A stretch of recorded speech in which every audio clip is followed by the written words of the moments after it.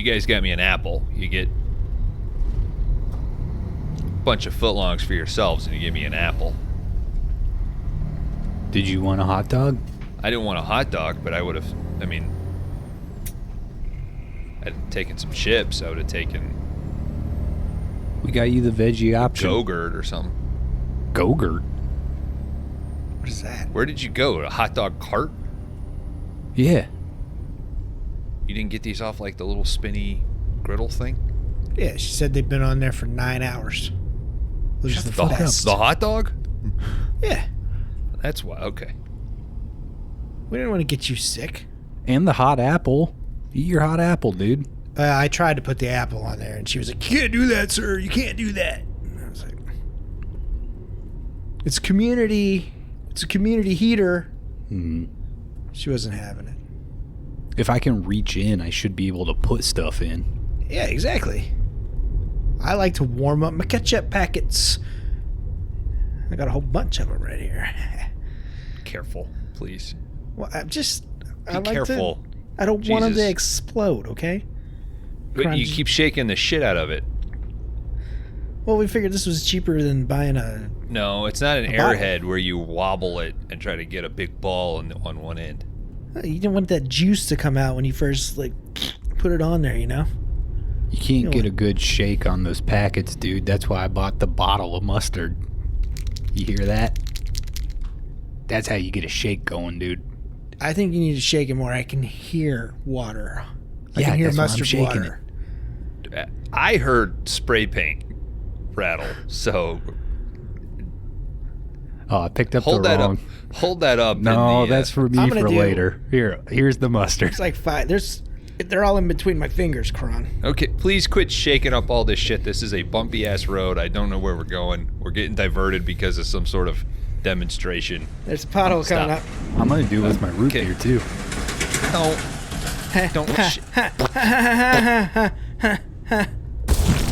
What the fuck? Guys, Kron. Come Hey, on, dude. I told him can't not see to be shit. I Can't lost get up that. I lost most of my root beer. Give me a t-shirt or something so I can wipe this off. I can't. Kron, take your shirt off. You're already used to... I don't have a shirt. I don't have a shirt. The shirt that you're wearing is a diaper. Take it off. You are I've already sunburned, dude. Already pooped in it.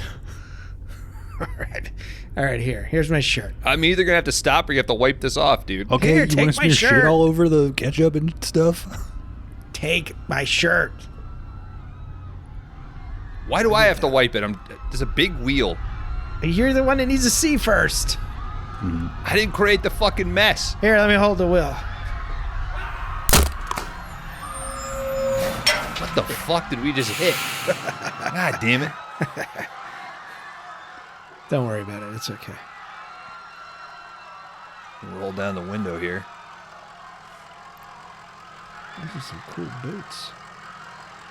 Dude, I think we ran over a fucking Nazi protest. You think that's what it is? It's khakis and polos. I guess that's the new... Well, I think these are these might be new recruits. Okay. Holy fuck. Well, really, I mean, no harm, no foul, to be Yeah, honest. I think we just ran over a bunch of Nazis. Hold on, let me back this thing up and make sure Just in case there's any stragglers. Step on it. Kron, push on his leg. I already am, dude. Yeah. Fucking cool, man. Hell yeah. It's like nothing happened. Yeah, We did I a don't care. It's a net positive today, dude. But we should get out of here though before. I mean, Yeah, I just let's don't want to go. deal with the paperwork, right? I don't want to talk to anybody. I'm high. No. Yeah, I'm high as shit off these ED edible gummies, dude. Eat enough of these, you'll shit your shirt.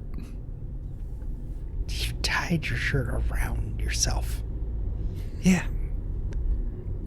Dan, I don't think today could get any better. Why don't you fucking pop in a movie, dude?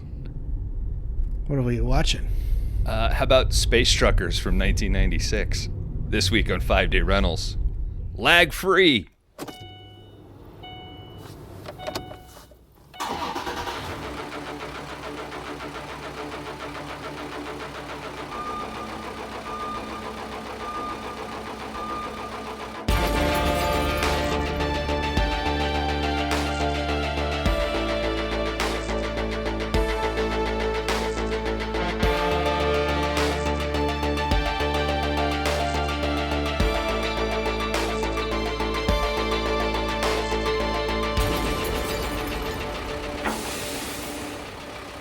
Hello and welcome to 5 Day Rentals, the video store podcast on the road again. That's right, we're in a big rig. What better fitting time than to bring back, well, let's say reboot rather, course correct. This is Big Rigs, parentheses. When you tell your kids about it, you can say Big Rigs 2025. You know, it's kind of like, the Halloween 2018. We're course correcting. This is a direct sequel to the original Big Rigs that you never heard. So as far as you know, this is first Big Rigs. No revenge of this bullshit. No cloudy cinematic universe mixes. Just tried and true Big Rigs. My name is Bones, and I start us off with the Stuart Gordon 1996 classic, Space Truckers. A movie I'm sure both of my co-hosts have seen, because where else did they get the inspiration for their Shayna's Peen Saws? Crun Howard, Laundry Dan, how are you? Never better. I had seen this movie before. I watched this at some point last year, and I was like, oh, better not log this on Letterboxd. I could see this being a 5 Day Rentals episode. 100%.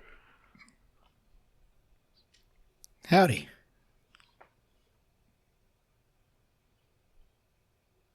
Oh, hey, Dan. First time watch? Nah, I'd seen it before. It had been a while, though. I do love that I try to amp up my intros, and I'm met with a howdy? hey. Hey, I came in with a whole backstory, dude. Hey, our big wheels keep on turning. The important part is that space, that breathing room that you allow the listener, because they're probably, I kept them hanging. They're like, what is he going to say? And then he just said howdy. And they're like, You're a master of tension. Yeah. Hmm. Got to keep them Separated. First time watch, Space Truckers. For Animal? you? No, not for me. No, I'd seen it. It'd been a long time. I'm almost positive I watched this on HBO or Cinemax or something shortly after it came out. Well, it only came out on HBO, so Yeah, that's probably where you watched it. Positive I watched it whatever that Friday or Saturday that it premiered. Lots of imagery of this movie stuck in my head. Is your fantasy more Dennis Hopper or the girl? Norm. Nice. Getting sucked out that window. Hell yeah, dude. It's Steven Dorff for me. Who doesn't want to be sucked out hottie. so much that your insides pop out? That's how I hope to go, dude. Yeah. In space or?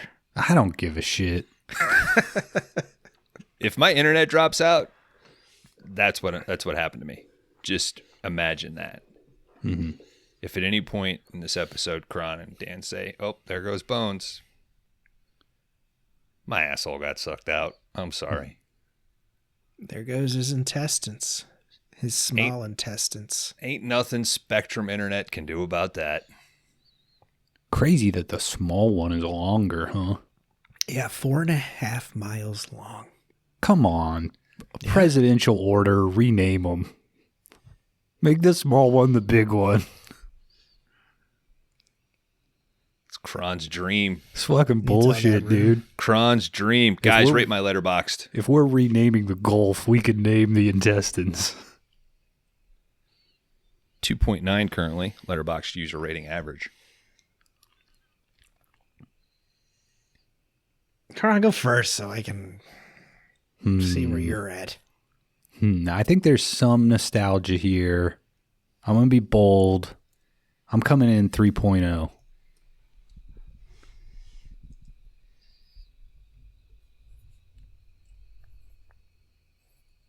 I think I'm going to 0.5 you and do a 3.5.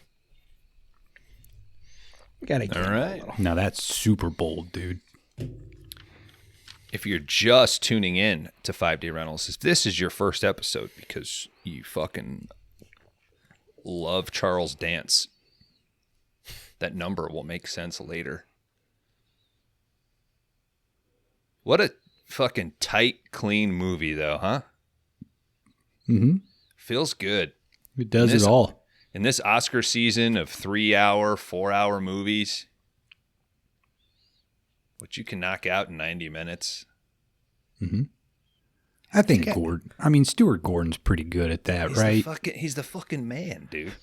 Have you guys seen any of the 10 that were nominated? Dune 2. Dune 2. Isn't The Substance nominated? Yeah. Yeah. So that one. My wife just watched, what is it? Amelia Perez. It's the only one I don't have a desire to watch. She loved it. Oh, fuck. Take a look at the Letterboxd rating. I mean, I don't think she's like, I don't know. I feel like the people on Letterboxd, like that rating's got to be skewed a little bit, right? It's like a 2.0. Yeah, but I mean, is Letterboxd full of people that would rate that movie a 2.0? I mean, I follow a guy who gives everything a 5, so. Yeah, the Letterboxd rating system can't really be trusted anymore. Mm-hmm. I think, Dan, you've watched at least half of them, yeah? Complete Unknown? I haven't seen that one yet. Conclave? I've seen that. Oh, Francis also loved that one. Nickel Boys? I've seen that, yes. I'm Still Here? Nah. Substance? Yeah. Anora? Yeah. Wicked? Like an hour and 20 minutes. Your like horny pervert cut? No, the kids lost interest, so we turned it off. Good for them. And then I know you've seen Dune and The Brutalist. So yeah, you've got a good, I mean, I've only got 2, so I really don't care. I don't care. Yeah. Not when there's space truckers out there to watch. I think I watched 3 movies this week and none of them were Oscar nominated. Not even close to being Oscar nominated.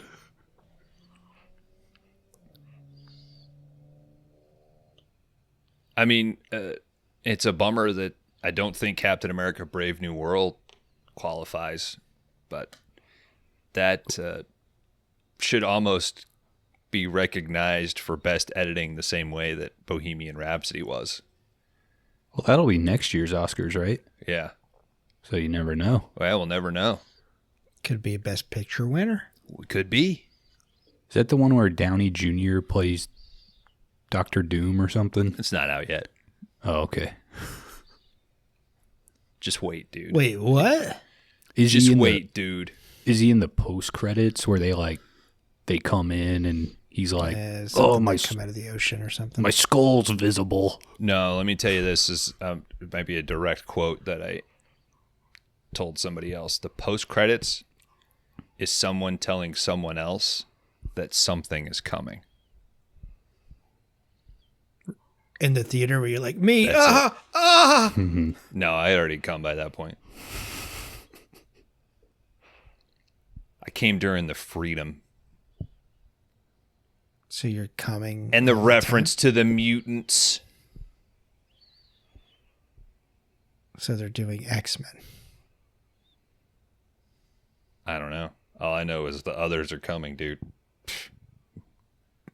Here we are. Can't even fathom what these guys are cooking up. Yeah, another 7 Avengers movies. Yeah, I can't wait. Let's get into this Space Truckers, 1996. Stuart Gordon. Triton, the largest moon of Neptune. Were you confused when you saw that little ring? Not me. Were you like, that's not Neptune? Oh, yeah, Neptune does have a tiny little ring. I said it's not blue enough. You need more blue in your Neptune? Yeah. And I said, where's Pharrell? If this was Roman times, you'd be requesting to blow Neptune. He's so ready for the Odyssey. Give me guidance. I want to watch that Ray Fiennes Odysseus movie. Is that coming out this year? I feel like it already came out. Like had a super limited release or something. When he got all ripped for and shit. But of course I'll go watch fucking Nolan's Odyssey. I'm not going to go watch a Nora, but I'll fucking watch. Should watch it, Nora. Shit's Yeah, funny as hell, man. Well, I mean, based off his past, like Odyssey might be Best Picture winner. So, yeah. There's going to be so much gay sex in that. Well, with me and In you in the IMAX? theater. With me and you in the theater, of course there's going to be. We get this massive oneer through space, onto the moon, through a canyon, into this military base. We got some space marines sealing up this command room. They're preparing for something like America in the MCU. This massive vault door is shut. We got two old dudes in these white coats. They are command.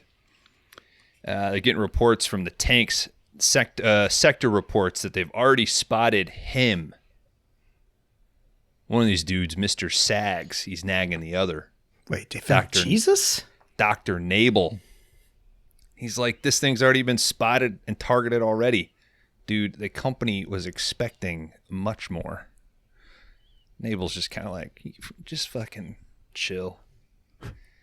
These tanks start getting destroyed. There's panic over the radio. Nabel getting excited as the units start panicking. This thing is right outside now. Starts cutting a hole in this vault door. Marines start opening fire. Oh, hole's a little low in the vault door. Puts his little robot wiener through it. Yeah. Those are all ladies in those suits. Well, I mean, Come on, Kron. It's the future, man. It's a progressive time. they're not women they're robots. Dude, it's Hollywood, dude. So you think these are robots because of the blood? Well, robots don't have blood to begin with. Well, I mean, the way that the blood and guts look in this movie? I think they're supposed to be robots, right? The people it's killing? I was indifferent to that because at first I thought, oh, yeah, that's right. This is like, all a ruse and they are robots. But then later on, when some other people get destroyed and their wounds all look the same, I was like, wow, that makes the opening even darker. So you more of a setup. You think it's like an alien race that they found? Oh, no. The thing that's coming at them is a robot. Oh, okay. Yes. I thought you were talking about the Space Marines because Dan was talking about. Oh, I thought all the Marines were people. Yeah, Dan, you were saying that the people in the robot suits All ladies. are like hot ballerina ladies. Yeah. Of course. And there's one guy. One guy, I think they said. Fucking Could fit in DEI. God damn it. Well, on my second watch, I really focused in looking for a package once Dan told me that. Nah, when I learned that, you could see those asses like, all right, yeah, that's a lady. What the hell? Might have been doing some robot research if you know what I mean. All right, yeah, but we gave it away. It's some sort of alien robot. What the fuck? Comes in, starts blasting.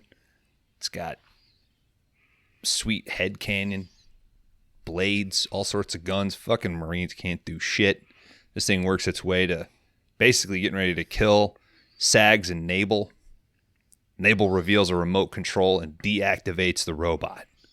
Also does the exact same sound I do before I come.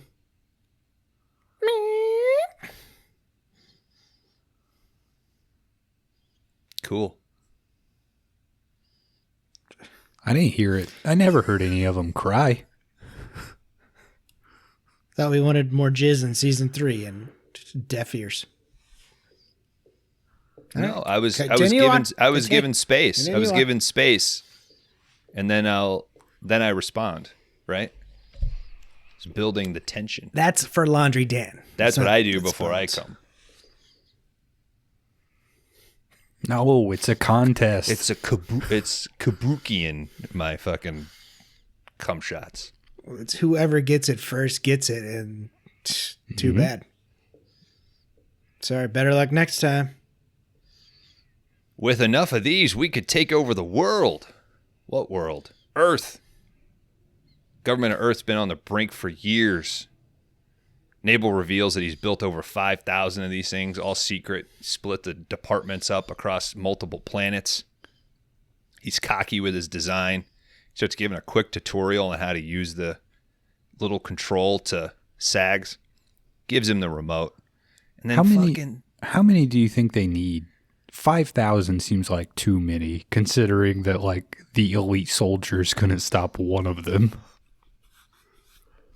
It's shock and awe, right? Because I if somebody guess. saw one of these in action, they're like, God damn, you'd only need a few of these to wipe us out. And then you say, yeah, and I got fucking 5,000.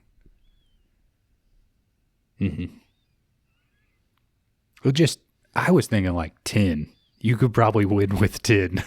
Right. I feel like they would do much better on Earth than in space as well. But I mean, if they don't have to breathe, they have that advantage. I feel like 5,000 is like you're wiping the earth clean and like there will be nothing left on the planet. Loads are just bigger in this time, you know. Well, Earth's the same size. No, in the Like future we space. hemorrhage. Obesity, like, just finally takes over Mother Earth. All right. Life finds a way. The planet will have to get bigger. To Well, I guess support with the extra Ozempic, weight. I guess with Ozempic and shit, we'll all be fucking frail. And fentanyl. But there'll be more of us. Oh, that's the trade-off. I guess, like, since we can fix boners and 80-year-old guys can have kids now. But we've got fentanyl killing off stupid people. Son of a bitch. Let's not say stupid. Let's say fun people. Okay. Yeah, that's the tragedy of fentanyl. In 20 years, all the fun people will be gone. Yeah, we're losing our party animals at an it'll be alarming rate. All these boring, skinny people with boners at your orgy. But what do you know? Fucking Sags turns on Nabel, says, this all has to be deniable. Sure enough, Killbot activates. Destroy Dr. Nabel. He gets blasted. Goldcrest Films International presents Space Truckers. And boy, do we got our biggest big rig yet. John Canyon. Christy Grand Canyon. Canyon. John Canyon. He's bringing in a load from Mars City. Calls into dispatch while enjoying a nice space-time hot dog. Whoa. Some zero-G mustard. He sprays the mustard out and then slides the hot dog underneath it. I don't know who the kid was with the mustard on the drill that was just like standing there.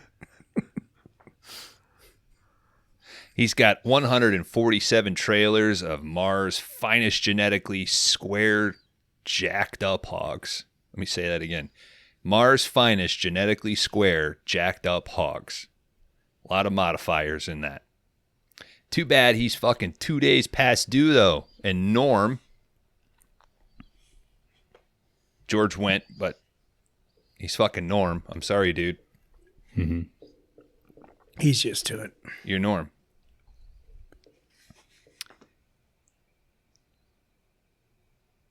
Sometimes you wanna go where everybody knows your name. dung dung dung dung And they're always just the same.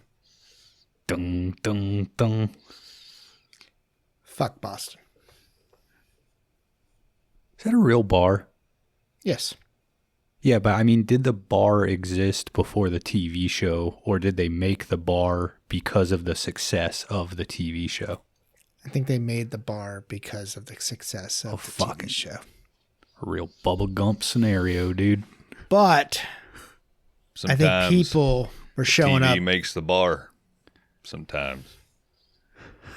and asking. Canyon docks. He checks his cargo. We get to see the magnetic floor in action. Sure enough, this dude's got fucking square pigs. Pigs look good. I know this movie didn't have like an insane budget, but some of the special effects are real bad. Some of them are pretty good. I think this looks pretty good. 100%. This movie has an insane budget. Well, it's not like $100 million. It's not Brave New World. Yeah. But this is just such a creative thing. The idea that, well, if they're square, they can maximize like their cage space. You think like Smithfield saw this and was like, let's get on this. Yeah, dude, I think Tyson Chicken is working every day to genetically modify their birds into a square shape.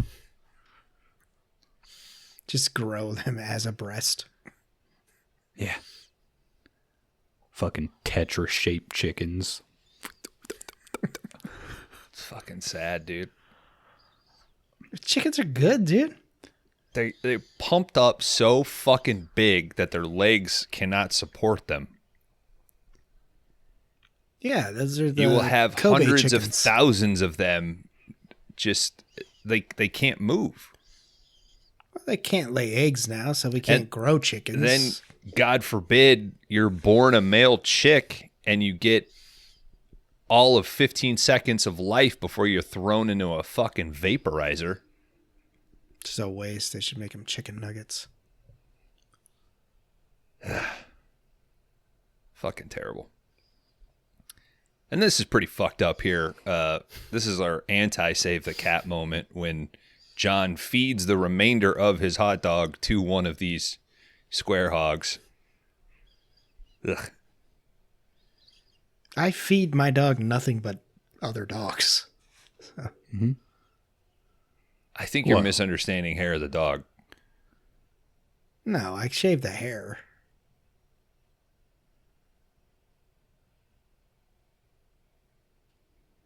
You know, You're some talking- things some things you just can't even joke about, dude. That's the one. Yeah, I can't do that as a dog dad. The thought of them not getting limited ingredient, premium, freeze-dried food, Oh, well, human grade food it's so fucked up. to make you feel better, I only kill the dogs that eat farmers' dogs. And I feed those to my dog. See? Yeah. Seems like you're adding an unnecessary step. Well, Farmer Dogs is the best. That's why it's a sponsor this week on 5 Day Rentals. I don't think your dog should eat better than you. Yeah, I kind of think that too. That's why I started eating the dogs. You eat the dogs or you eat the dog's food? I kill the dogs that eat farmers' dogs, and then I got jealous of my dog eating the dogs that I killed that ate farmers' dog. So now I'm eating the dogs that I killed that ate farmers' dog that I'm supposed to be feeding to my dog. Well, what's your dog eating? Table scraps. But not the dogs, just like potato, apples, because that's what we feed. Norm comes in. He's got a few heavies with him. He wants them to unhook. He says that John will get paid later. But Canyon, he's wise to this shit. And he's like, you owe me $6,000, buddy. Oh, shit. You were talking about Nazareth, dude. Hair of the dog. One of Norm's goons tries to hit him, but he counters. He knocks this dude flying to the end of the trailer. Gets his tooth knocked out. See, now I like the square hogs. This CGI looks terrible. It looks terrible, but it's fun. And it's there to remind you that they're in 0G. I mean, I get that they're in 0G, but like if he just spit out a glob of blood and a tooth,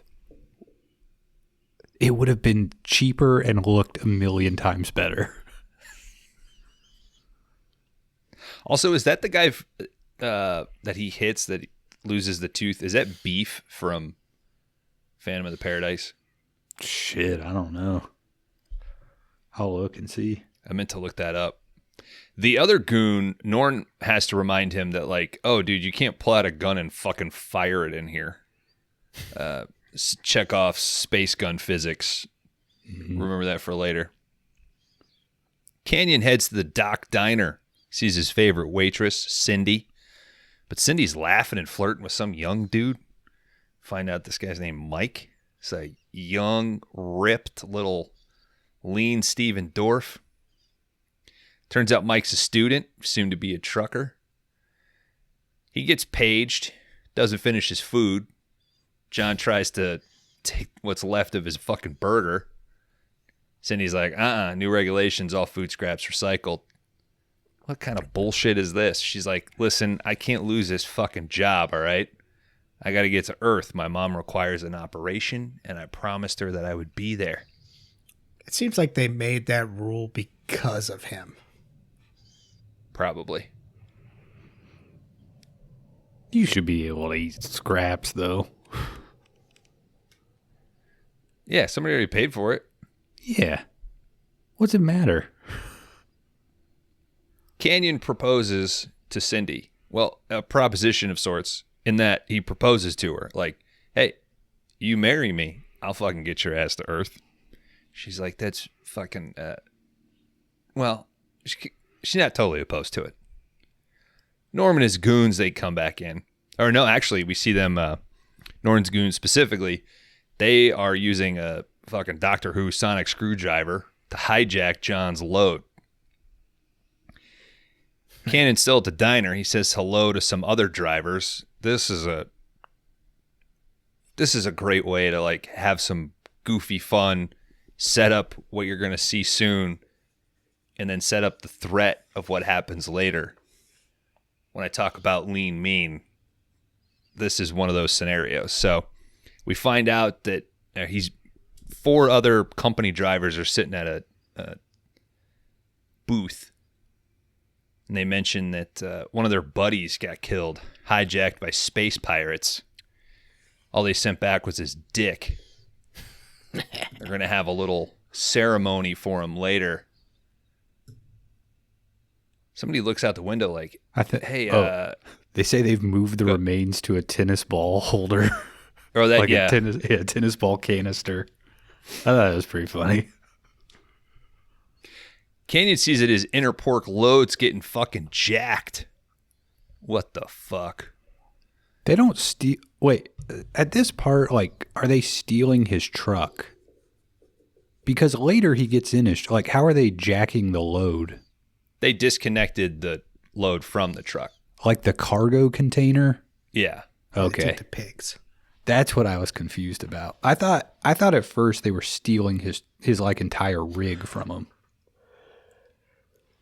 No, they don't want his old ass truck with no options. Yeah, no options. He doesn't buy options. Also, just real quick, Beef was played by an actor named Garrett Graham, who is not in Space Truckers. Okay. Thank you for confirming that. So if you texted that in Discord, You're fucking delete it go now. delete it. Fucking delete that shit. I don't want to read it. If anyone writes Garrett Graham is not in Space Truckers, I'm going to be so fucking mad. You're done in our Discord. You're done. You're done. Let's just put it this way. You're going to be able to fit in a fucking tennis ball Yeah. tube. We're blocking in 2025. Mike is officially graduated. He gets a job from Norm to haul that inner pork load. Uh-oh. This is going to cause some conflict, huh? During the wake for the dead trucker's dick, Mike and Canyon, they have a little bit of a tiff when Canyon finds out that Mike's taking his load. He's there in his new pink company overalls. And Mike just says, hey, man, just treat me with the same respect that I treat you. Because overall, Mike's a pretty good dude. He just needs a job like anybody else. Norm and the Interport goons, they come in. They order Canyon to get off the hub. He's like, fuck you. They're like, hey, we fucking fueled up your rig, dude. Consider that like a courtesy. Get the fuck out of here. Canyon refuses. They get into a fight. It's 3-on-1 for a while. But Mike, the good guy that he is, intervenes. And we get a fucking full-fledged space diner trucker brawl. And of course, our idiot goon fires his gun, blows out a window. And who gets sucked out? Norm ass first. The slurp noise as he sucked is incredible. Rough way to go, dude. Everybody rushes out. We got Canyon, Cindy, and Mike. This trio running out together. They hide in a bathroom. They open a stall and they find this lady dropping a deuce. She screams, but this ain't no lady. It's a fucking robot, man. Pops open her head. There's a little keypad in there. This Reveals all looks pretty good in here. Like when for they like a weird throwaway thing. Yeah, they like rip that lady's head back. It looks like, incredible. By the upper jaw. You think Norm, maybe one of his, like, you know how everybody said, hey, Norm, when he came into Cheers, and he'd be like, sitting ass backwards. I think he was like, sucked out of space through my ass and sit down. Yeah, he was hoping that this movie, people would start saying, hey, asshole guy. His space ass. Yeah. He was so desperate to lose that Norm fucking. Just gotta shake the Norm. Mm-hmm. ISS, International Space Station. No, its intestines sucked into space. Mm-hmm.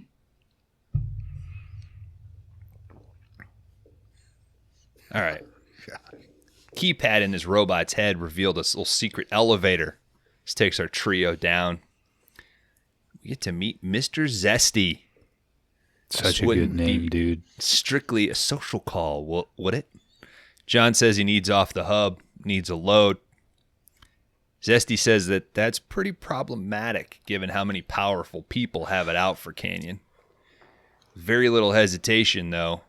He gives him a job, and Mike, he jumps in and says, fine, we'll fucking take it. And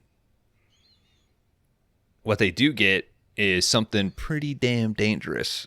And Zesty warns them, no, got some cargo to be taken to Earth. It's got to be a 2-day turnaround. And the cargo per the manifest is extruded polymer sexual surrogates. Hey. But Hey, I can't talking believe my language. that's my shipment. Hell, I ordered that. I want to order one of those too. I ordered 5,000 of them. They lost them in space. This is 96. yeah, You ever seen that guy that had all those clay soldiers in his coffin? That's what I was trying to do with all those sex robots. You're still kicking, dude. I'm getting older, planning.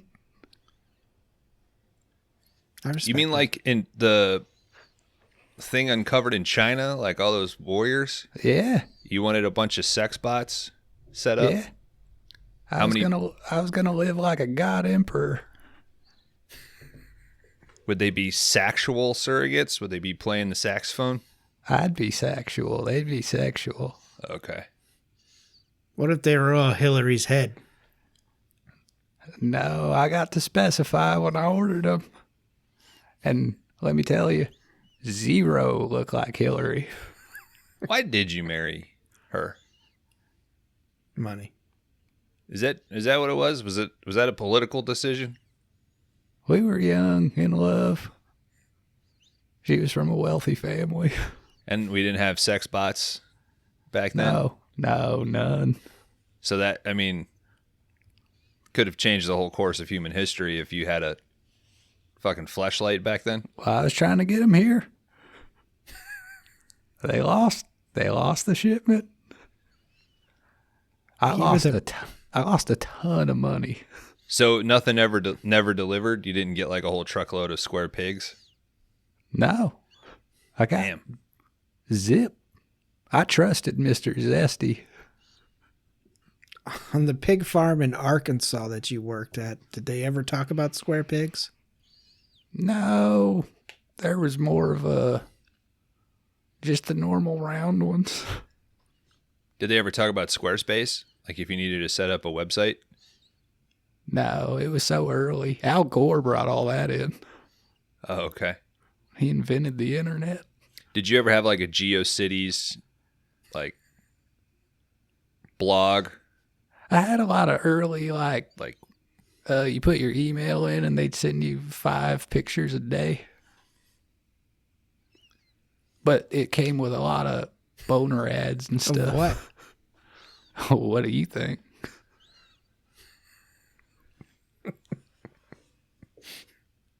and you're just printing these out at the White House? Yeah. Hey, where's Kron at? He went to go pee. I was hoping to swing by and tell him that John Lithgow's got cast as Dumbledore. It's probably a good thing. He's pretty frustrated. I thought he'd want to know that. Yeah, you'd think he would, but it's cycled back around to being annoying. Oh.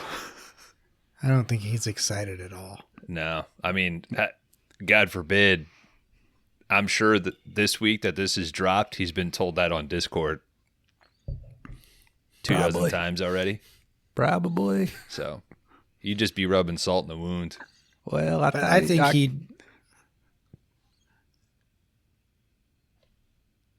he'd love that you thought of him. Yeah, I'll send him an email with 5 pictures and a boner advertisement, and I'll put it in the fucking header of the email. Put Lithgow's face over some sweet, like, naked ladies. Yeah, he'll enjoy that. Yeah, I think he'd still go for it. Well, I guess I'm going to get back to tooting the horn.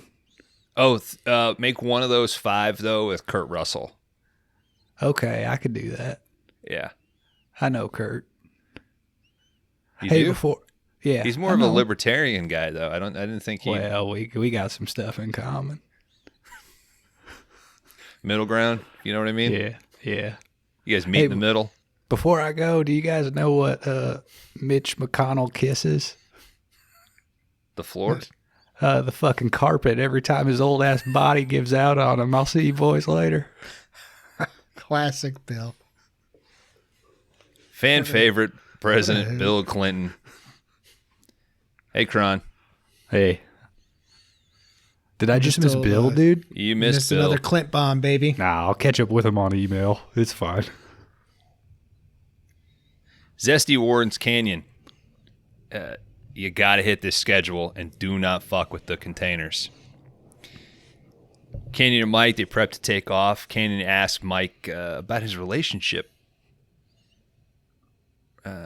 Mike asked Canyon about his relationship with Cindy. And, he's like, I don't know what you guys are going on, but I would like to pursue her romantically. She's a great lady. Canyon doesn't respond well to this. Cindy arrives. Her fucking faulty suitcase opens up. All her fucking unmentionables floating around in 0G. Getting these old dudes all turned on. What the hell? That's what she packed. Yeah. What's all she doing she's on got. Earth? To go see her sick mother. Oh, she's seeing she- more than that. She probably only has like underwear and then her waitress uniform, and she probably had to turn in all of her waitress uniforms. Mm-hmm. Oh, hi, Bruce. That's lingerie. All right. What also pops out of this briefcase, though, is a picture of Cindy's mom. Canyon's kind of like, this your fucking mom? Chick's hot as hell, dude. Like, damn. Did she ever like, get stuck in the coffee table? yeah, like what happened? You know who that chick is? Oh, I do. I do too. Do you know, Dan? Dan doesn't know names. You fucked up, dude. He just knows bodies. It's Barbara Crampton. They go to pick up the load. Some about these containers seems off, though. Kind of spooky. As they connect, Mike warns Canyon that even the best case scenario, they will be too late to These meet the canisters deadline. are weird. They all got a little hole cut in the bottom of them. John says, yeah, if we stay on the shipping lanes, we'll be late. Uh-oh. As soon as they leave the hub, they got some space troopers on their ass.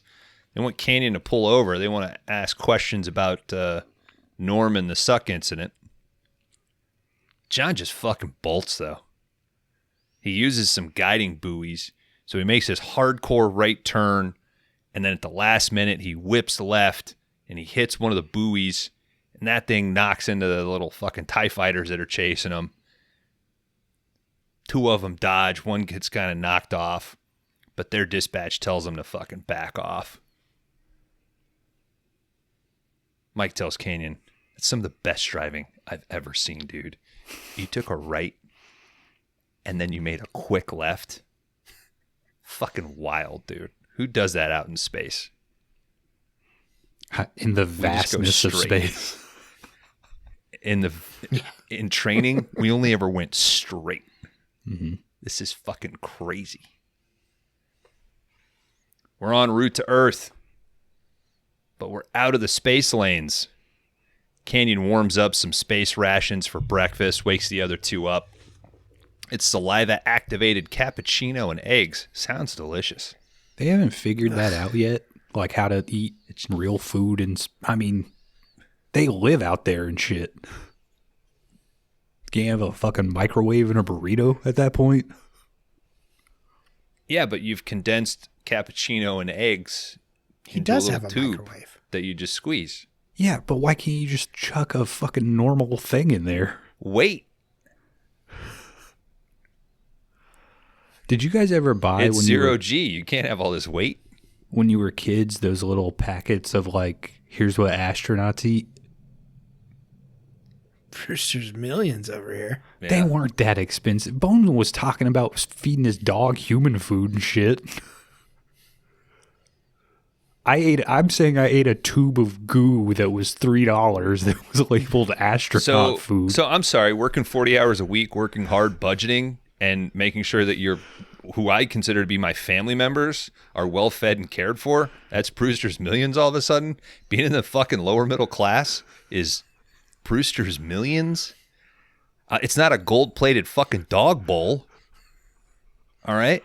It's silver plated. I've seen it. Okay? And an investment in their digestion system is an investment in their lifelong life. Like, that's going to mitigate hip problems. All right? Things rich in omegas.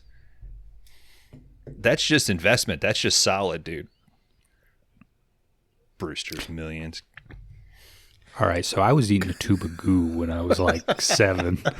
What was it? I don't know, man. It tasted awful, though. I remember that. Well, did you heat it up in the microwave first?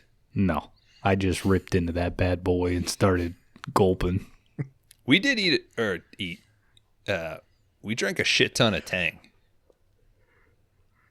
It might as well be space food, yeah. Mm-hmm. My dad loves Tang. It's good. I found these sun-kissed powder packets.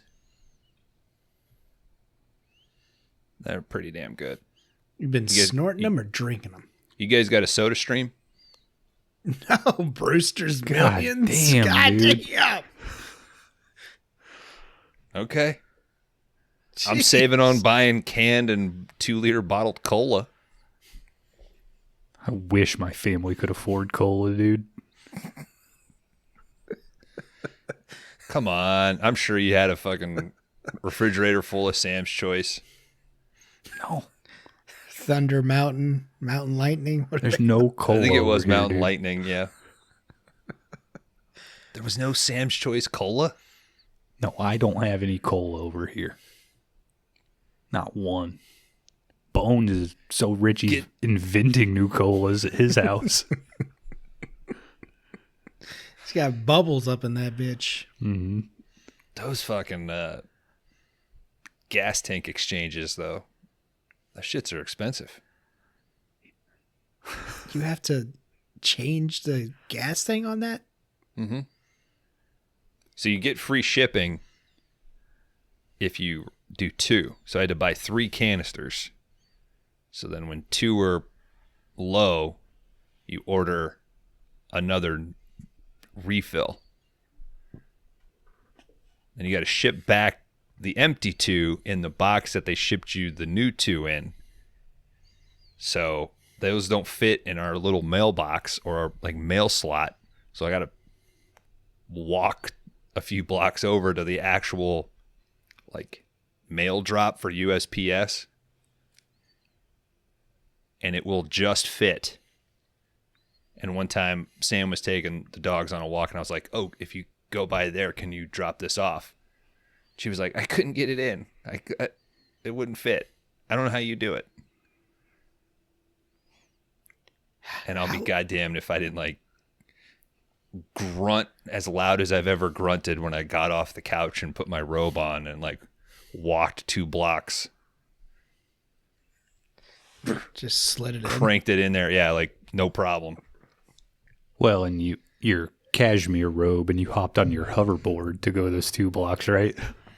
Mm-hmm. Silk. How long do they last? I couldn't tell you. It's pretty much just once you notice like there'll be a decrease in the amount of bubblage that you see, and you kind of know because it's got 3 settings for like how much carbonation you want to put, and you can kind of tell like, or then you'll pop it off there and be like, this is kind of flat, and I did it at a number 2. Oh well, time to change it out. Jeeves, this soda has gone completely flat. I don't say anything. I ring the bell. Order 2 more canisters. I don't talk. Post haste. I ring the bell, and then if I'm don't really look me in the annoyed, eye. I just start snapping. Mm-hmm.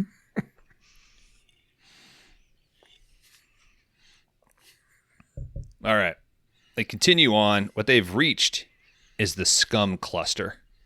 It's like asteroids. It's like a graveyard of all these other ship pieces. Me, I'm out there. 5-day rentals. May as well be. Looked at some state-specific downloads today. We do have a buddy in Norway. Shout out to him. Yeah, North welcome Carolina going strong. Yeah. California going strong. New Mexico going strong. Don't move there. Not much in the Midwest, though. I was kind of shocked. You get like one out of Minnesota. And you're like, what the fuck? Okay, that must have been an accident. Or one of our listeners from fucking Iowa is too close to the border. I don't know. Confusing the 5G. Maybe everybody's VPNing, so you can't get an accurate read. Oh, yeah. All right. Son of a bitch. Something's incoming. It's a fucking BlackRock, dude.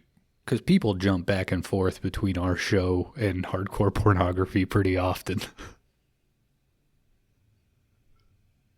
I really hope that there's no crossover. Pause one before you go into the other. No, Please. they leave the audio playing when they pull up Pornhub, dude. Now What some would- guy out there can't bust unless you're talking, Kron. Yeah. What would be more embarrassing? Like you hear these stories of people that are like, my roommate was still connected to the Bluetooth speaker and he went to go take a shit and then we heard like porn coming from the bathroom. What would be more embarrassing? Hearing this show through a random Bluetooth speaker or a Christy Cannon stuck in a dryer? 360. If they were listening to 5 Day Rentals and I heard that, I'd be like, I like you. So yeah, the porn. I'd throw them out of my house, dude. Turn that fucking filth off. Get Like outta Sonia's here. dad? Quote from my dad. I came across a little bit of your show the other day. It was quite nasty. Hey, that's on you two. Should we do a clean dad episode? No, I don't even know how. He started talking about something else because I was going to be like, why were you listening to the show? Was your brother still connected to the Bluetooth speaker? It might have been. All right, it's black rock. It's hard to see. It's basically fucking camouflaged in the vast blackness of space. But John, the great driver he is, they managed to dodge out of the way, but they do get hit by a small chunk. It is enough to shut down some of their systems. The engine and cooling systems are down. It's going to take about 5 hours to cool down, and they're going to burn up in 2. What the hell? Aside from the emergency beacon, their only other option is to disconnect from the load and hide in the shadow of the rocks while they repair the engines. Canyon starts putting on a spacesuit. He heads out to disconnect. This just leaves Mike and Cindy inside fucking 0G heat. A fucking strip, float, and flirt, baby. Canyon's having a bit of difficulty getting the seal cracked. While he's trying to disconnect it, this fucking automatic turret comes out of the first trailer. What the fuck? That's not a turret coming through that little hole, dude. That's a robot boner. mm-hmm. Hoping to get some action. Yeah. He comes back inside. He sees Mike and Cindy in their MeUndies. Calls Mike the king of the smooth dogs. Trying to fucking mac with my fiance. Now, to be fair, Mike and Cindy, they do make out. Cindy is trying to like, no, this isn't right. Like, I made a promise. But that's Steven Dorff. Sexy little fucking space trucker cadet. John's old ass. There ain't no tough. walls in space. Come on. Mm-hmm. And put some fucking socks on, dude, if you're wearing space boots. Like, jeez. Must have been stanking up in that place. Maybe they're built in. I don't imagine the cab of this truck smelling good. Yeah. Smells like fucking espresso, eggs, and BO. Well, and square pigs. I mean, that's gotta waft up, right? Yeah, you're carrying that load forever. Mm-hmm. Cindy talks these two down. Johnny tells him about the security on the load. And he's really starting to doubt that they are hauling sex dolls. It's pretty hot in there. They're going to die. But goddamn if John didn't stow away a cooler of beer. Fuck Speaking of yeah. beer, let's go grab one.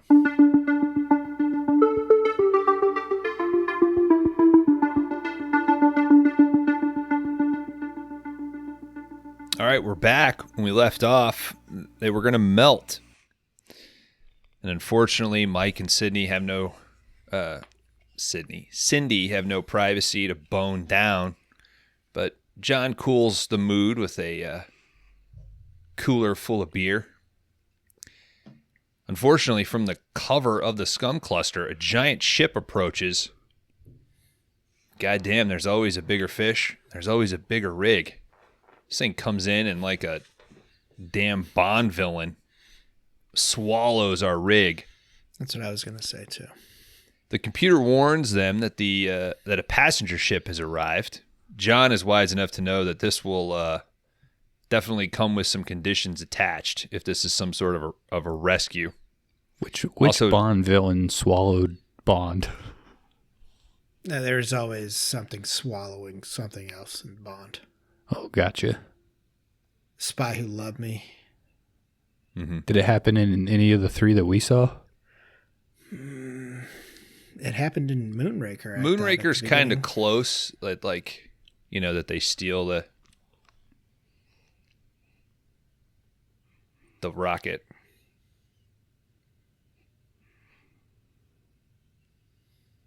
The shuttle. It's not a fucking rocket, but that's how they blow up the plane when they fly off. You Only Live Twice, I think, has like a spaceship eat another ship. And that's how the first ship gets sustenance? Yeah. All right. Makes sense. If you were familiar with the Cars universe, you would understand how, like, machines that are alive, how they keep being alive. Do they Like eat? how Dan's dogs eat other dogs. That's how they stay alive. The cars are eating other cars and cars? It's in the subtext. Okay. Like one of them spits out a bumper at some point? Yep. All right. Bones has his fan fiction, you know. You got to read it. I mean, next box set. Why not? Dive into the Cars universe. There will be no next box set. Poison Ivy, was that bad? No. I'm just saying we've got about another 4 months of this thing, and then it's time to call ramp it up and do 2 episodes a week. Sure. There's no way, dude. The computer advises them that this particular ship was reported missing. And that pretty much confirms John's suspicion. This was fucking jacked. We got fucking space pirates. Fuck. Canyon has only one gun. I mean, they do have a big skull and crossbone on the side of their ship, so that's kind of what sold me on these guys being pirates, but whatever. Yeah, but they wouldn't have been able to see that. Bones, do you think the asteroids were this ship's? Because they kind of have the same, like, texture, it almost looks like. I would imagine that they're responsible for a lot of the space junk in the scum cluster. And it's probably a good hideout, given all the black rock around them. It's a bad day at Black Rock. Only one gun on board. They argue about... Save it for the exploitation category, Dan. Mike brings up, like, hey, dude, they'll fucking torture and kill us, but what do you think they're going to do to Cindy? All right? We'll fight them off. We'll do what we can. I'll save 2 rounds. I'll fucking pop Cindy. It's what? Hey, that was the wrong movie. Bad Day at Black Rock? It's Picnic Rock.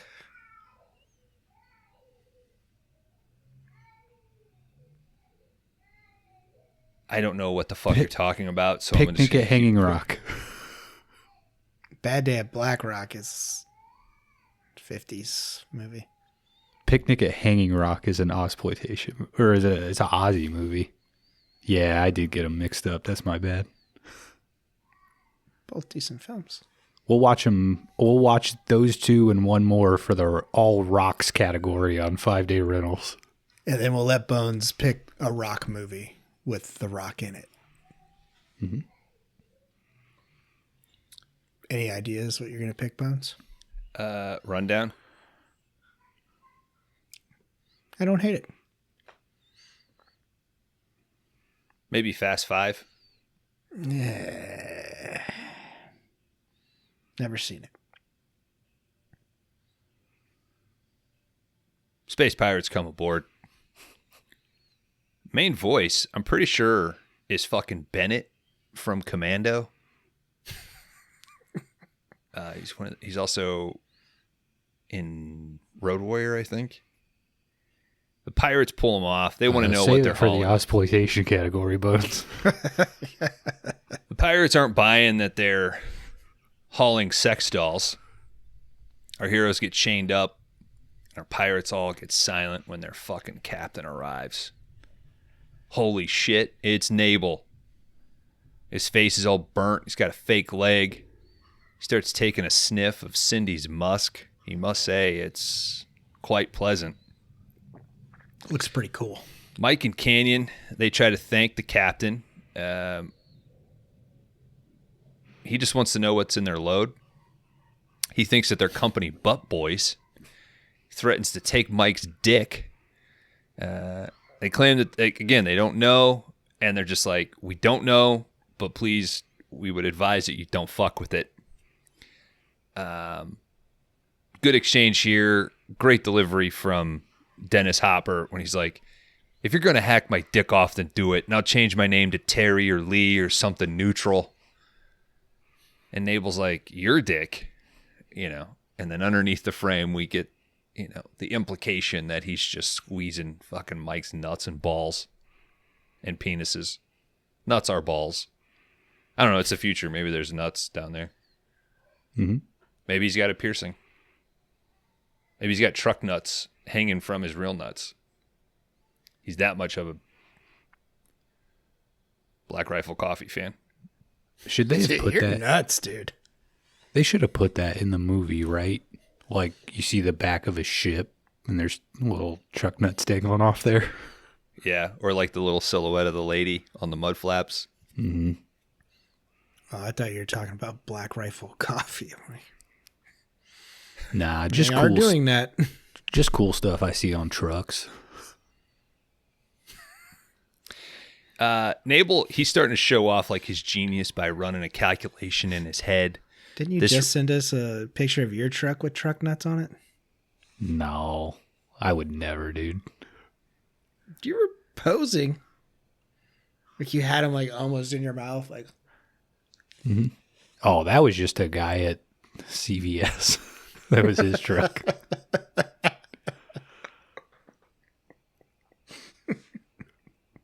It was just in the parking lot. anytime I see that, I just have to take that picture. Mm-hmm. Do you rub your face up on them and shit? It's funny. It's funny.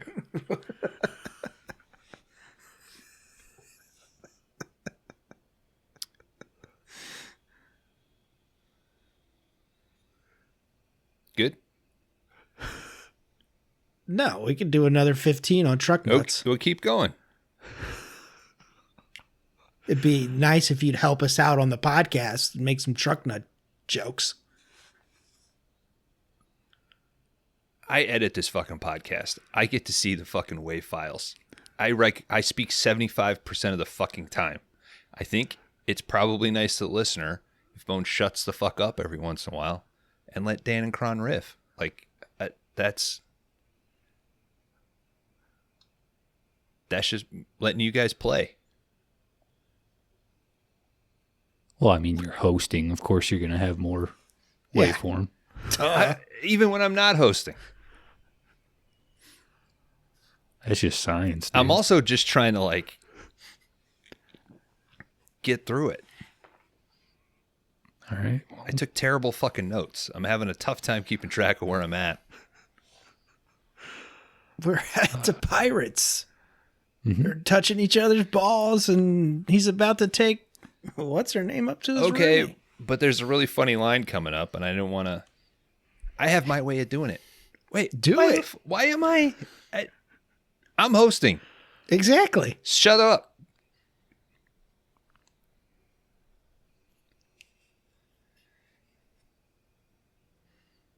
I don't need to talk all the time. I don't need to insert myself all the time. It's fine.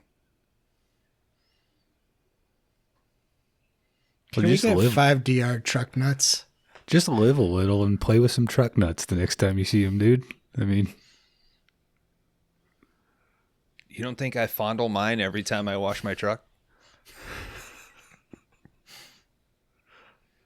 Is that the first thing you wash? It's the first and last thing. You think I don't stand there and I fucking move the stream across and watch them flap up and down? Can I get those lady mud flap things from my truck? Yeah, dude, Yeah. this is America. You can get whatever you want. Do they make It's them just for inflation. a normal width tire? I'm sure. Just buy one and cut it in half.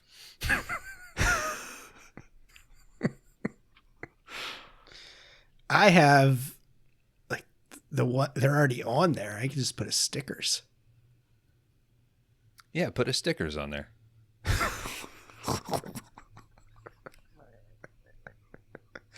I think you guys are getting truck nuts for Juneteenth.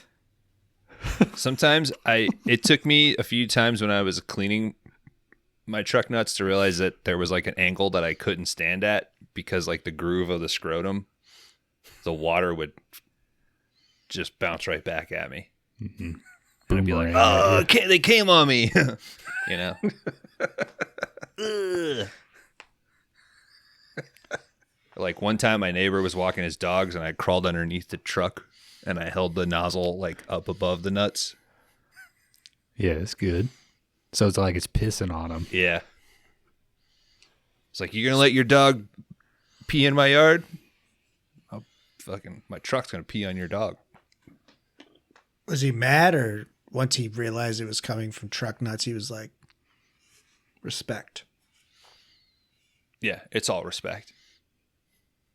Well, it's not coming from the nuts, Dan. That's not how I that's not how a man's body Well, works. nut comes from the nuts. Pee doesn't come from the balls. That's the myth. Mm-hmm. If I'm walking my dog and I'm hit with some water, I'm going to see nuts first because those are some big nuts. I've seen those nuts. So I'm going to assume nuts are, I'm the guy. I think if we do 5DR branded truck nuts, I want some realism in there, and I want one to be subtly lower than the other. I don't like that when they're too uniform. Mm-hmm. You know? I agree. We can throw some hair in there too. I mean, you've been buying the wrong truck nuts, to be honest with you. The premium stuff I'm getting, flesh tone, one lower than the other. I didn't buy these truck nuts. It is the responsibility of every father to bequeath truck nuts to the son. Like these are inherited truck nuts.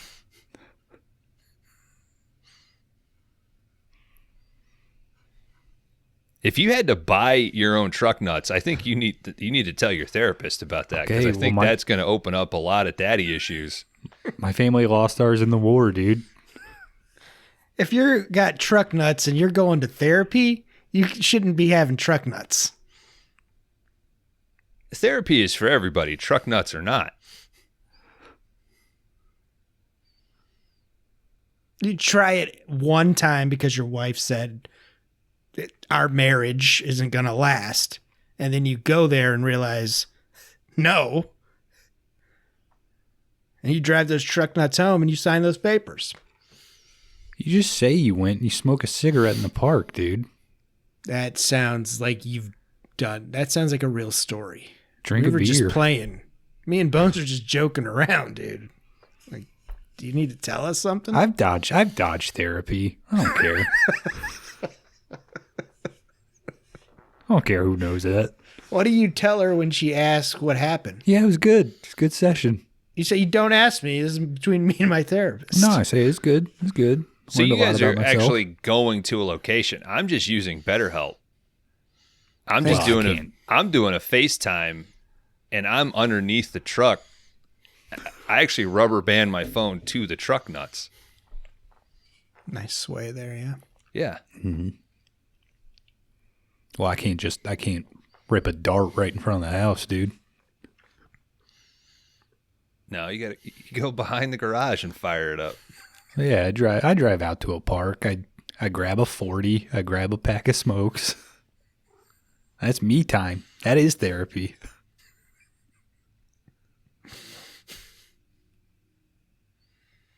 All right.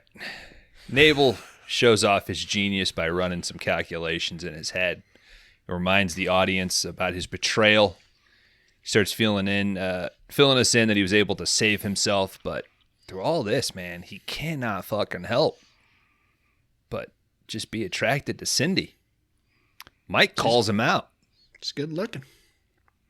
And Canyon's like, whoa. He didn't mean that. He respects the brave way you confront your disability. I think that is Dennis Hopper earning his paycheck with that line delivery alone. Mm-hmm. Cindy makes a deal. Listen, you keep the load, give us our rig, and I'll have sex with you. Nabel has her escorted to his quarters. We start to see the extent of Nabel's injuries, most importantly, his chain is peen saw. He emits a low amp electrical wank pulse. Straight up pull start on this bad boy. Mm-hmm. Too bad these fucking rich geniuses that try to run shit, their dicks don't work. And that's what it's probably the underlying issue why they want to get in there and cut Social Security. Would you? Oh no, I'm talking about Nabel. Sorry, I got confused. Well, you saw Elon with his chainsaw, right? Yep. What a dipshit. That dude is on something. Has to be. I don't know what it is, but he's... Adderall, ketamine. He's not American, so we know that, but, Yeah, Nabel's dick isn't working. It's the Stuart Gordon thing. Yeah, Well, He's this obsessed with dicks not working. Is his biggest fear? The freak had no dick. We got one of the robots had a chainless peen saw. Yeah. Mm-hmm. And now we got this. Reanimator. I bet there was a deleted scene where that guy shot that green goo right into his fucking vein down there. Now, the pirates, they are working on infiltrating the load despite Mike and Canyon's warnings. A diamond blade won't even cut into it. Sure enough, while they're fucking around, though, that auto turret pops out. It attacks, kills a few of these pirates. This thing's got to be taken out with an RPG. Nabel is successful in getting his rod working again.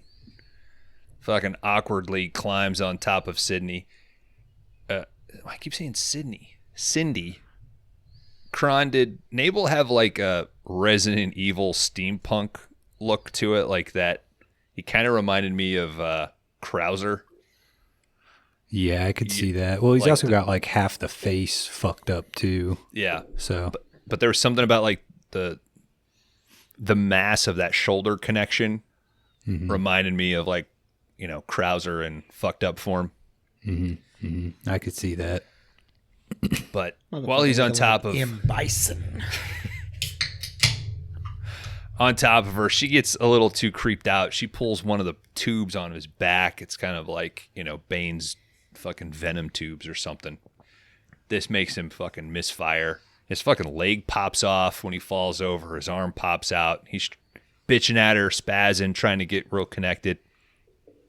But she grabs his hat, his fucking cigar, and his fucking SS type jacket and just starts assuming his identity. Gets pretty damn close too. Gets all the way to Mike and John. Like gets an idiot pirate dude to almost disconnect them and shit before Nabel interrupts. Mm-hmm. There is kind of a funny part where, because obviously she can't talk, so she's doing everything through motions. And the guy's like, "You want me to kill him?" And she's like, "No." He's like, "Oh, you want to kill him yourself?" It's fun. Like, yeah. It's fun. Yeah, it is fun. It takes 30. It takes 30. Oh, I'm agreeing with you. Yeah. Mm-hmm. But Nabel shows back up and he just straight up threatens to kill our boys. And guess what? He's just going to fucking throw Cindy to the crew.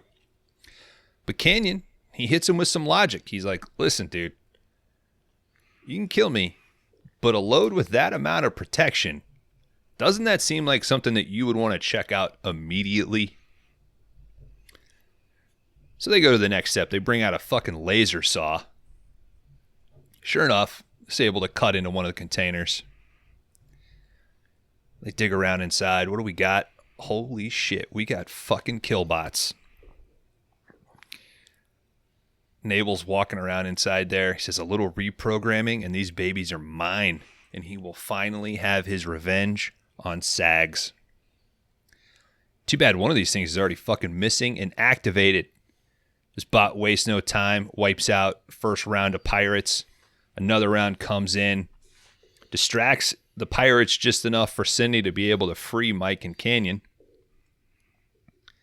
Bite a death nut, asshole. Killbot just starts slashing and kicking through these pirates. John opens up the bay. Our three make it to the rig.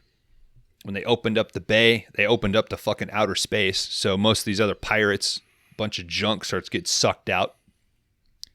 They fire up the rig and make their escape just as this ship collapses, implodes on itself. They're warned about a breach in Container 1. John's trying to play it cool. He's like, you know what? Fuck it. There's not much that we can do. Let's just get to Earth. But Cindy hears something. Fuck. The rest of them hear it too. Mike and John, they decide to suit up. Canyon puts Cindy in the driver's seat, tells Bitchin' Betty, which is his fucking AI computer, maintain course for Earth. Inside the container, they find the top half of Nabel. And all this dude wants is just to finish his cigar. Nabel tells Cannon and Mike. When these things kill people, there's like a lot of weird color shit. Do they like make you all like rainbow? There's like a part earlier when they attack the... That's what we were talking about earlier. Is that how it works though? Like if these things zap you, you like rainbow out?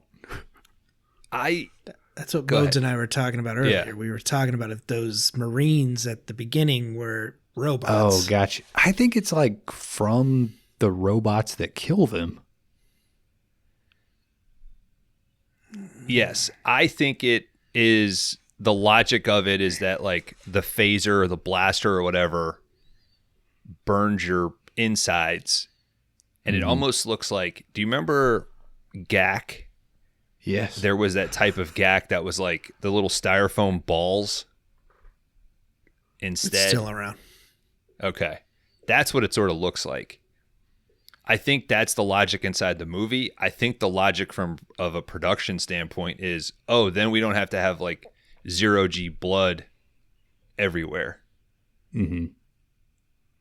And we can probably get a lower rating because we can show like amputated legs blown off, and then it's just like, yeah, like weird putty hanging out of them.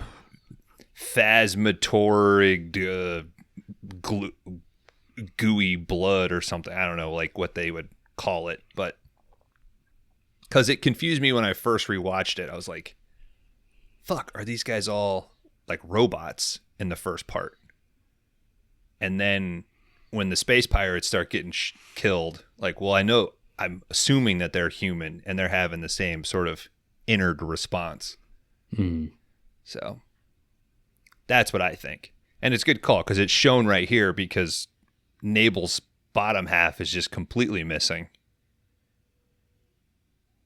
And it looks like painted styrofoam. Yeah. Yeah, I can see that. So he starts telling John and Mike about these killbots. He warns that they can't be stopped. He himself would be terrified. If I had an anus, I'd probably soil myself. He always tells them that, he also tells them that they come in waves. Like they activate 1, then 2, then 4, then 8. This is a great way for like for you to like know that it's going to get progressively worse as some of them appear. And he also gives him the remote control that he's had fucking forever around his neck. Yeah, This will lock them up. There's no way to stop them except for this little computer mouse that I've worn for the last 35 years of my life. Yeah. With my voice on it. Mm-hmm. He does offer the remainder of his cigar before dying. And Dennis Hopper has another great line delivery. For a son of a bitch, gimp, rapist, murderer, he died okay. But I'm gonna put that on your guys' tombstones when you go. Thanks, buddy. Don't put murderer.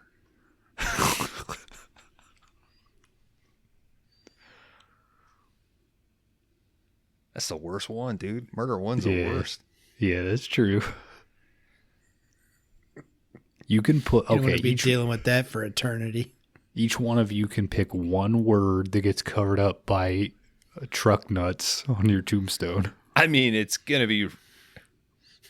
If the worst word in there is rapist, and then the second one I think is maybe bitch.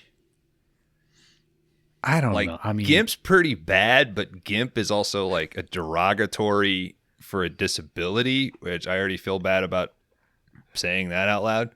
But then if it's like, oh, if I'm choosing to be like an S&M gimp, yeah, like that's my kink. You can't shame me in death for that. Yeah, that's what I was. Why are you moving that way? What? I've given so you guys understood. Gimp.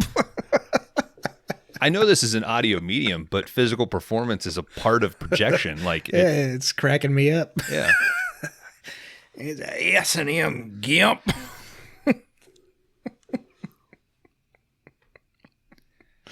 Cron, get that drop. Yeah. Okay. Well, I'm as I'm looking at this, I'm like, oh, gimp isn't as bad as bitch, but it's son of a bitch. So son of a bitch is the least bad of them. Well, I mean, it's kind of insulting to your lineage. Nah, I think mine's just gonna say son of a bitch. Hey, if my mom didn't tell my dad to give me a set of truck nuts, call me a son of a bitch. All right, they're trying to make their way back to the rig, but fuck. Some more bots are activated, infiltrated. They start approaching the duo. Canyon able to use the control, but sure enough, these bots freeze. So they go check on the rest of the bots in the container. But the bots, they start activating wave by wave. And unfortunately, that control only works when they're all grown up, as John says. You can't stop them or freeze them in mid-activation. They warn Cindy that she needs to suit up. They realize that they are headed, and realize that some are headed to the cab. The three get cornered in the cab. The control gets knocked out of John's hand. Cindy gets caught up in some fucking tentacles for you fucking manga fans that are into the tentacle porn. Isolate that part, I guess. Mike's got one of... Mike's getting fucked. He's like dead to rights by one of the bots. But then... So I could email it to Bill. I don't want you guys thinking I'm some sort of weirdo. I mean, that's weird. You're emailing a former president? Yeah. He likes that stuff, dude. Are you getting anything out of it? Like, you telling him to, like... He sends me stuff back. Okay, but I mean, like, for the people, though? Yeah, what have you heard about aliens? I feel like this would be a great time for, like, you know, Clinton and Obama. Nah, you know, maybe you know, I know that they're retired and all, but I mean, is he really dating our Avino girl? Who? Obama. Is he dating somebody? I think he's married to Michelle Obama. Yeah. No, guys. Word on the street is they're still married, but it's going to be over, and he's dating Jennifer Aniston. Word on the street. Who told you that? It's everywhere. Have you not seen this? I'm not reading People magazine. I'm not. Yeah, it'd probably make you feel better. I'm not on InfoWars, dude. This isn't a right thing. I mean, it might be the right thing for Mr. Obama. Okay. Don't wear the tan suit. Okay.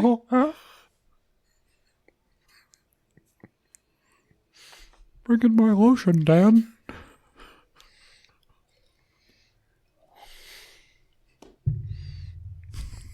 That's the worst one we have. The worst what? Group impression? Could you not send drones to Joey? Come on, Ross. All right. We hear Sag's voice in like the command of one of the bots. Because as it's about to fire at Mike, there's a chance that it could actually damage the controls of the rig. And this thing's like, do not destroy your one means of getting to Earth. So it can't fire, but it can slice. All right. Interesting little way of getting rid of some of them. One of gets like liquid nitrogen on them, gets frozen. Canyon uses the microwave to slam down on one of their heads, hits the popcorn button, launches that one out. Kron was the date right on that microwave. Well, it's working, so clearly somebody entered it. You can't use it if you don't put the date in. All right, so they get out of this and we're basically at Earth. How do your microwaves know when to end if they don't have a date setting? What do you mean by end? I very rarely run anything for more than 24 hours. I'm cooking a burrito for 366 days over here, dude. Power 0.000001.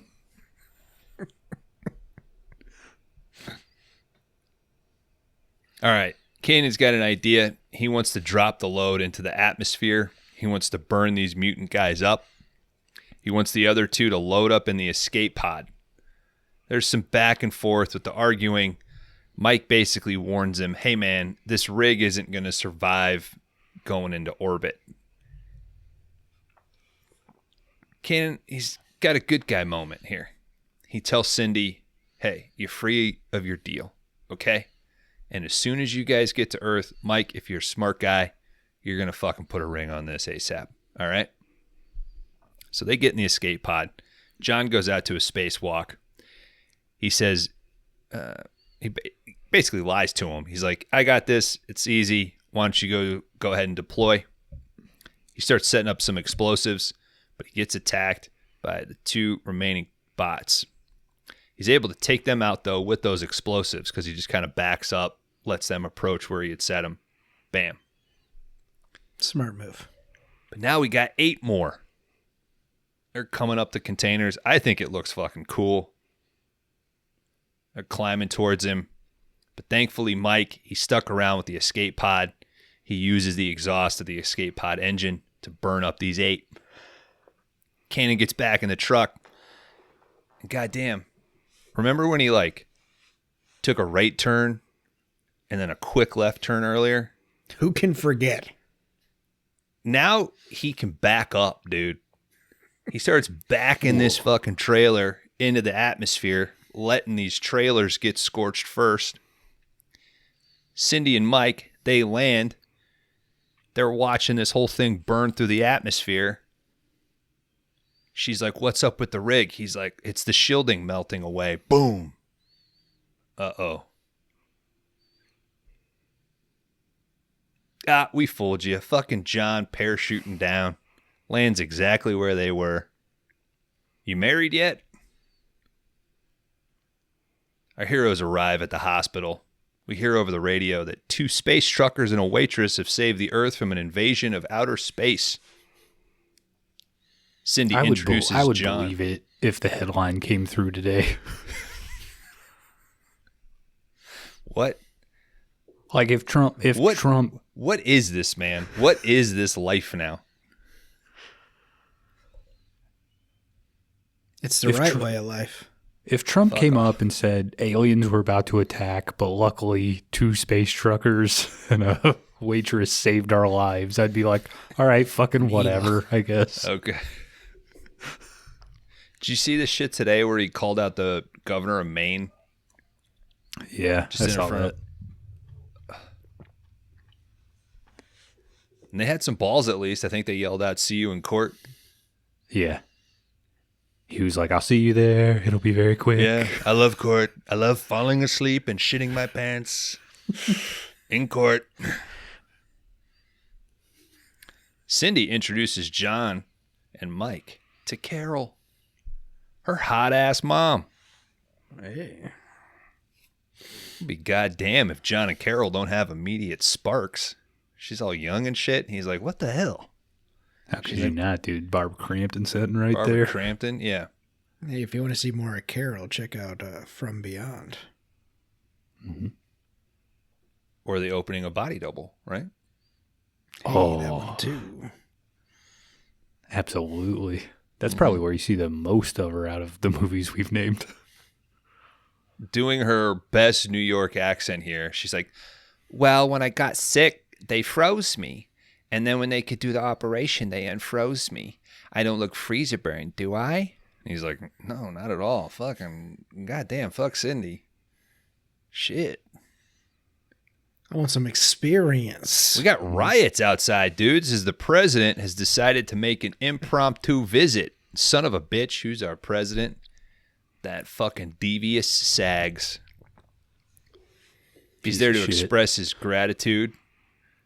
And but Cindy ain't buying it. She's like, nah, fuck that. You're the one who fucking made us bring those sex toys here. You sick fuck. John's trying to calm her down. Sags claims that he wasn't involved, all right? Maybe someone in the company overreached and sent these things as an insurance policy. But he wants this all kept quiet. He offers them a brand new rig and to take care of the hospital bills. And oh yeah, cherry on top. Here's a briefcase full of space money. Mike and Cindy, they don't like it, all right? They're true progressive left wing, not this center left fucking phony Obama, Clinton, who's a fucking sleepy ass asshole, Schumer, or our fucking minority leader who's like, you don't hit home runs by swinging at every pitch, all right? We're not going to fight every... What? Fuck Yeah, you. we're laying low right now. Yeah. Till something bad happens. Once they really start doing damage to the government, we'll get in there. We'll send mean tweets. And one of us will curse, darn it.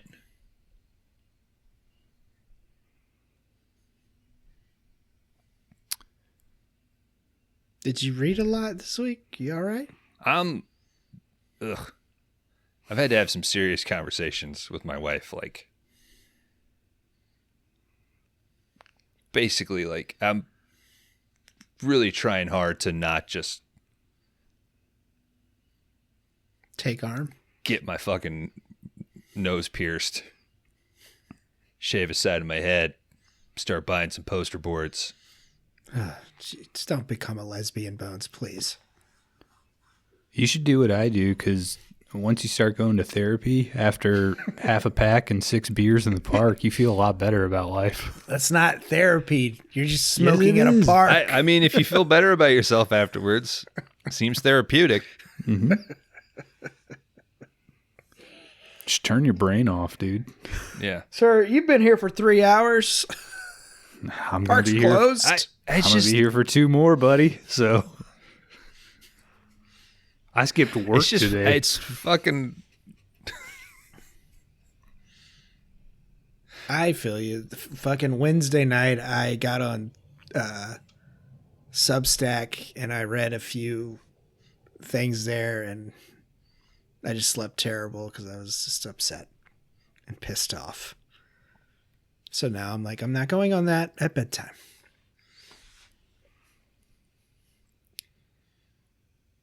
It's very disheartening. It's very disheartening. I'm not going to call them out specifically. There's a very large podcast that I was listening to this week. Weekly Podcast Massacre. Yeah. Mm. God, I wish we had their numbers, dude. God, I'd fucking delete our numbers if we had theirs. I wish I had Greg's hair. Yeah, dude. Bags full of ground beef. We're slacking, though. We got this far into the episode without referencing them. We need to make sure they're in the cold open next week, guys. Remember that. Like, get them in. We could bring them in for just the cold open. Boot them afterwards. Yeah. Kick them out of the What were we meeting. talking Never let them back in. Oh, A these big podcast. and they were covering a franchise that is notoriously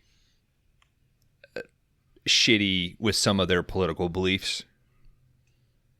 And the defeatist, like, we lost, so what, nature of it was like a real bummer. Because I also get that. It's like, what are we supposed to do, just like as the individual?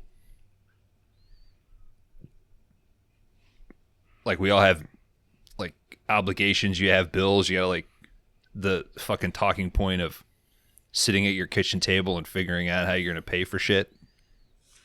Because nobody's getting healthier, right? Shit's getting more expensive. So I can't really begrudge anybody that's like, I can't look at this anymore. I can't read this anymore. And then in turn, it makes me even more upset at these fucking people that, regardless of you not being in office anymore, a shit ton of people spray painted hope for you. And now you're out stooping a friend? Like, come on, man. Or you made a fucking phone call 6 years ago to say, hey, we're not going to back this guy. Everybody drop out and fucking back the old bag of bones. Like, come on. But I can watch Reacher Season 3 with my fucking Prime, dude. So when I order my truck nuts and get 2-day shipping. Which won't come in 2 days. Mm-hmm. Oh, no. Because they're, of course, priced at the, the appropriate level to also make me buy fucking non-aluminum free deodorant. I don't really need it, but that's the next thing in my cart that gets me just above the threshold. It's also, if you're ever looking for, like, what can I do, it's so easy to make a Molotov cocktail. It's so easy to buy a pack of Marlboros from the gas station. It's a rag and some gasoline in a glass bottle. It makes itself. Get drunk.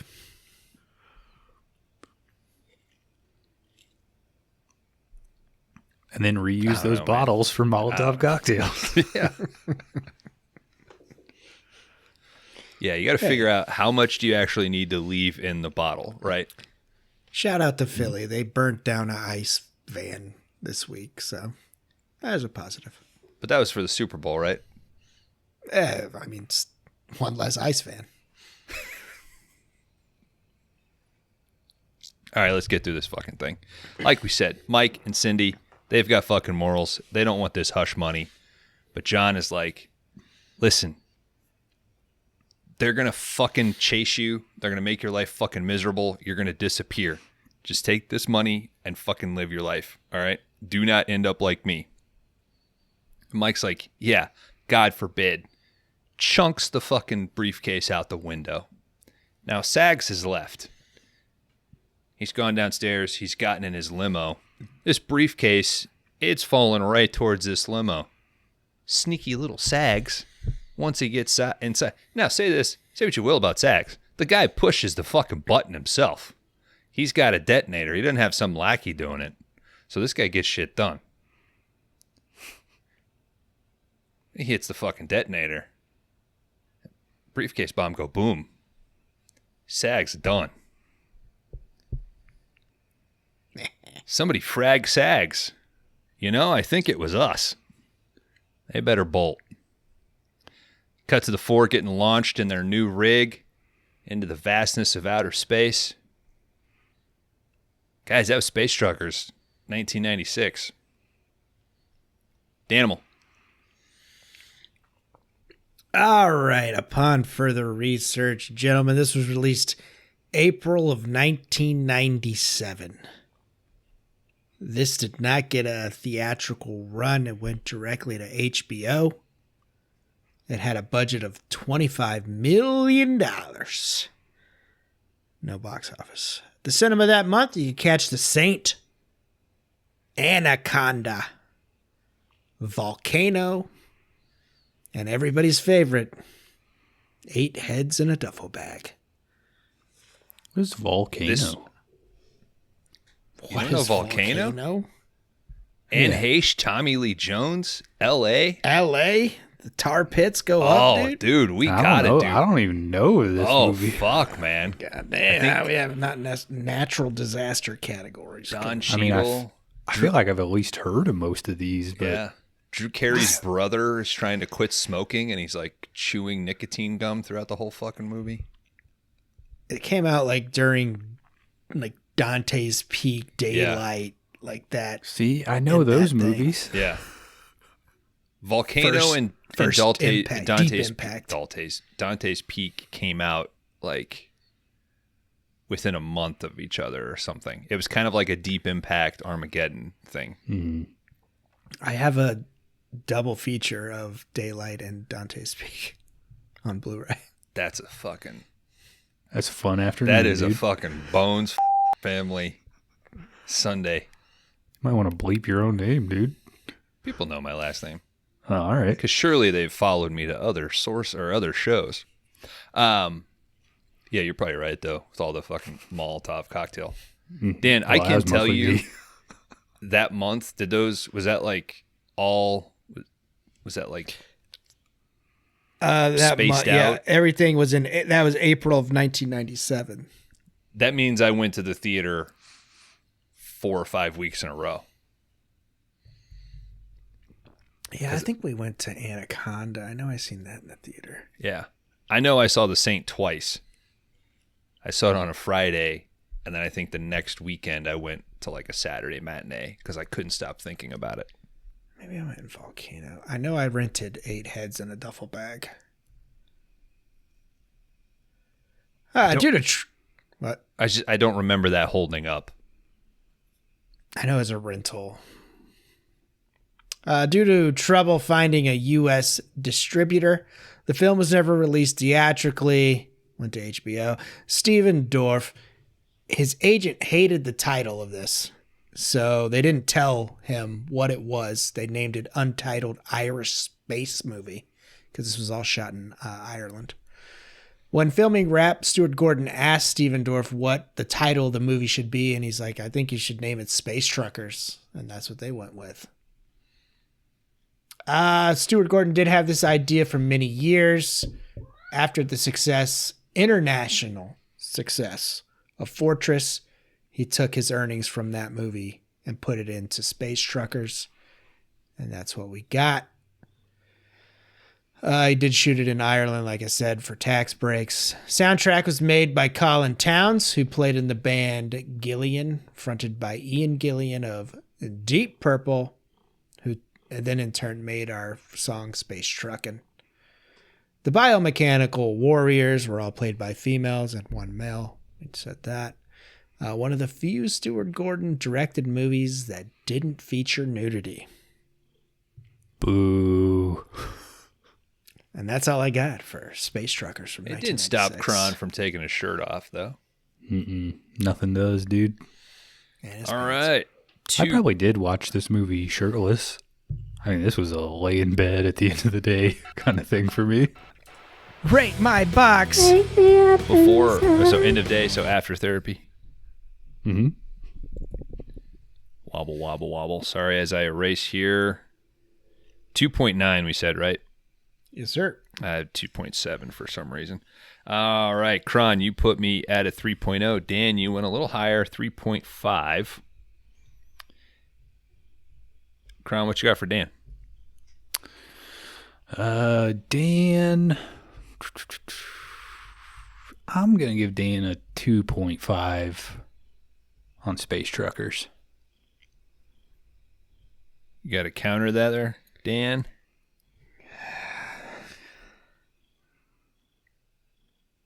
Kron, I'm going 3.0. 3.0. I'm going to give you both a 2.5. All right, guys, I'll jump in here. Space Truckers, like I said, I had seen this once before. I remember watching it then, and I obviously did not rate it because I thought this could be a 5DR movie.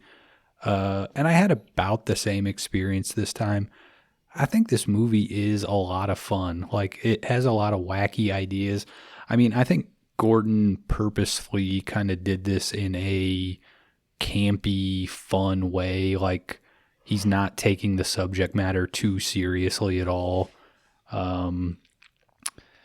Honestly, to me, I think all the characters are super well done in this. I mean, for what the movie is, I think the biggest hang up with this movie is the third act, right? Because it turns so much into we got to fight these robots, where if I think about all the stuff that I like about this movie, it is John Canyon and Norm popping up and, you know, the weird guy with the motorized penis. Like, I think more character stuff, less kind of actiony segments would have actually made this a more fun movie. It's like the action is where the budget limitations, and we can disagree on if this is high budget or not, but I feel like that's where they run into the most issues. So for the last third of the movie to just kind of be like, oh, we just got to fight wave after wave. It's like, that's all the stuff that I'm not really interested about in this movie. I think the characters are where this thing really shines. I'm going to be a 3.0 on Space Truckers, a pretty fun time. And also, if you don't want to make Molotov cocktails with a simple bench of ice, some nails, and glue, you can make caltrops. Good luck out there.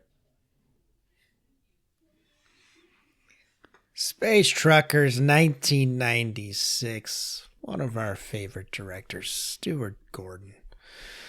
I love the world building here. I love the practical effects.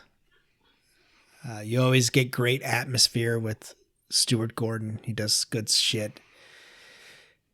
You get overacting with Stuart Gordon, which some people love, some people hate, but I fucking love overacting in Stuart Gordon films. It's not the case here. It kind of falls. I think Kron was saying there's good characters. I don't know. I don't think we're using Dennis Hopper like they should. I don't know if good is right. They're the most fun part of the movie to me. Yeah. Hopper's got that loony, like, craziness from his past parts that he's done. He seemed very calm and collected in this one. I mean, maybe that was the character. But I don't know. I thought they could have did a little crazier there. What else we got? I think, like Kron said, it kind of falls apart there in the third act. I got a 2.5. Like I said, I love Stuart Gordon. I know when I watched this years ago, I was about the same. Like, yeah, it was all right. It had potential. There's potential there. Like I said, I really like that world building, but like I said, it's Stuart Gordon. So 2.5 for Laundry Dan. This is a fun, lean, mean script. I think to echo your point, Kron, the character is the most fun stuff. You get a diverse amount of characters. The corporate people, the Mr. Zesty, just the name of alone is awesome, but being able to get a little piece of that trucking underworld, the military setup, the futuristic element of it isn't so futuristic. Like just the concept of a blue collar infrastructure just moved into space, into the future. Everything seems as grounded as you can do without taking away fun possibilities. I think story-wise, this thing is set up brilliantly. I get the sense that they moved real quick on this. I do not believe $25 million. I think Hopper is probably giving you one or two takes, and Mazer and Dorff are keeping up and delivering well. Charles Dance is incredible. The guy has a gift for knowing, oh, I'm not in Game of Thrones, or I'm not in this movie. I can absolutely just go off and be against type and be funny. I have a lot of fun with this. This is going to obviously get a little bit of a bones bump. I think a 3.5 is pretty fair on this. If I'm having any sort of negative with the action, I do think that some of it feels a little rushed, and maybe that might explain why you're sort of bored with it, because the character stuff, it's very clean but never rushed. They live in it enough. It's not anything that you haven't seen before. You're copy pasting stuff that's just been set up by Alien. But I think the end is also very satisfying. The fact that you do get to Earth, you meet the mom, you get a fun little payoff. Everything's pretty wrapped up, but you never lose a sense of scale. You really do feel like you're in space on a fucking big rig. So I think it's a solid 3.5. I hope people check it out. All right, guys. Space Truckers would have an average score from the three of us of 3.0. This would wind up at number 89 on the big list. Honestly, at 89, we are all tied up on a lot of titles here. Brain Dead, Diamonds Are Forever, Hostage, and Space Truckers all share position 89 on the big list. This would be right below a slew of other movies, so I'll just give you right above Killer Nun at number 93. Wow. We did it. We broke off a brand new category. Big rigs. I'm excited to see what Dan brings us. And you'll hear that in the after showers. But until then, hey, bringing it back to Stuart Gordon. Crash and burn. Crash and burn. For a son of a bitch, gimp, rapist, murderer, we podcast okay.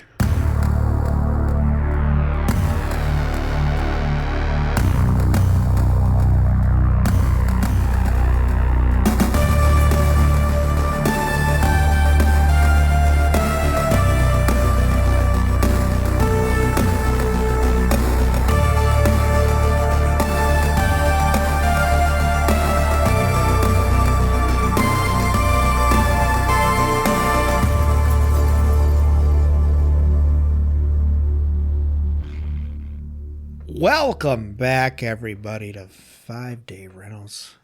Hey, Dan, before you do that, I just thought of one thing from Space Truckers I forgot to bring up. Yeah. How far did you guys make it into the credits? No, I turned it off. Not very far. Yeah. Once 'Cause- my 2 viewings were over. There's a very generic song that plays over the credits that seems like somebody was just like a producer and they gave their, I don't know, nephew X amount of dollars and said, go write a Space Trucker song. Okay. But the credits are longer than that song. So if you watch past that song, the next song that plays is Cotton Eye Joe by the Rednecks. That's think just I'd the seen, credit song for this movie. A Letterboxd review. I think somebody had mentioned that. That's right. That's insane. It's a trucker movie, dude. Where did you come from? Where did you go? He got married a long time ago. Well, welcome to the After Shower Show. We just went through. Oh, hey, Dan, there's one thing I wanted to bring up this week. Yeah, what is it? You watched Speed. Yeah, you know. Finally. Yeah.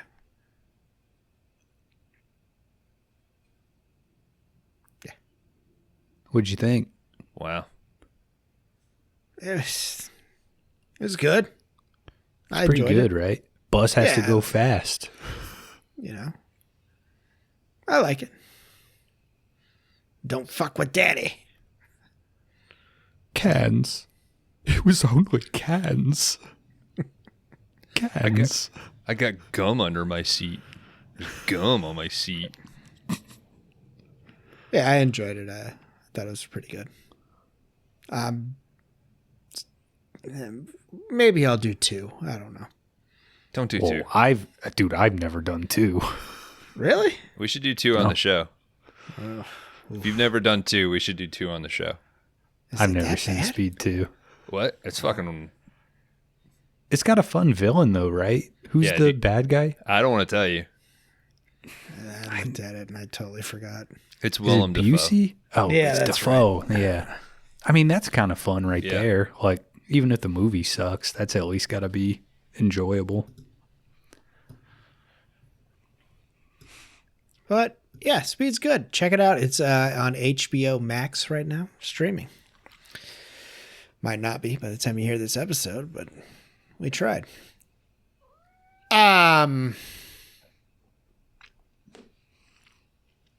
Big Rigs, your pick. Big Rigs 3 on the road again. And we went to space. So I think we're going to come back down to Earth. And we're going to go to America's Top Hat. We're going to go to Canada, guys. You know, I love going to Canada. 51st State. No, it's Canada. Are we watching that Meatloaf movie again? No, we're not, guys. We are going to 1987, getting back to the 80s like it should be. It's spending too much time in the goddamn 90s. And we're watching a little Canadian flick from 1987, directed by Stephen Hilliard Stern, called Rollin' Vengeance. Get a good look at that, boys. Hell yeah, dude. I've almost bought this movie so many times. Take it Well, off. now you of don't my have to, Kron. list. Anybody seen this? It's been in my 5DR queue for a while. I figured. Little story of revenge. Me and Fuck. Bones will Whoa. So this is kind of Revenge 6, Big Rigs 3. God damn it, Dan. Kron, shut up. Me and Bones will determine if this was a revenge story at the end of Rolling Vengeance. But I have seen it, so May as well just fucking put a puppet. I'll tell you. Directed No, by there's no Brian De puppets in Palma. there. It's the Kron Kink show. It's, That's all this it's shit is. Brian Ipama. Yeah, the D is silent, Bones. Not mine. Makes a ton of noise. Speaks loud and clear. It emits a Low. low pulse. or a low voltage, low amp wang pulse. But yeah, I mean, Cool. check it out, man. It's about a guy who builds a monster truck. And I tested it out. I knew it was more of a monster truck movie, but I was like, I know he's a truck driver. Let's see. And they're a big rigs family, baby. That's what their business is. So we get enough big rigs, plus we got a monster truck. So, Fuck yeah. and it's got everything. So yeah, Hell next yeah. week, Rolling Vengeance from 1987. It is available on YouTube if you go on there. Or I'll provide a copy to my brothers here. Get a clearer version. I'm excited, man. This is one I've been wanting to watch this movie for a while. So Well, I'm glad I can bring it to the show. Have a good time. And yeah, fucking big rigs. You know, what can we say? We're known for puppets, but we're better at big rigs. I'll say that. well, it's also good to get a revenge movie in the revenge category. So, You haven't seen the movie yet, so you don't know. well, you said it What was a you're looking revenge at. movie. Eh? No, Phone's left. We'll see. He's not putting up with your antics anymore. But join us next week, folks. For Rolling Vengeance from 1987. Crash and burn. Crash and burn. Crash and burn. Well, I guess I'm going to get back to tooting the horn.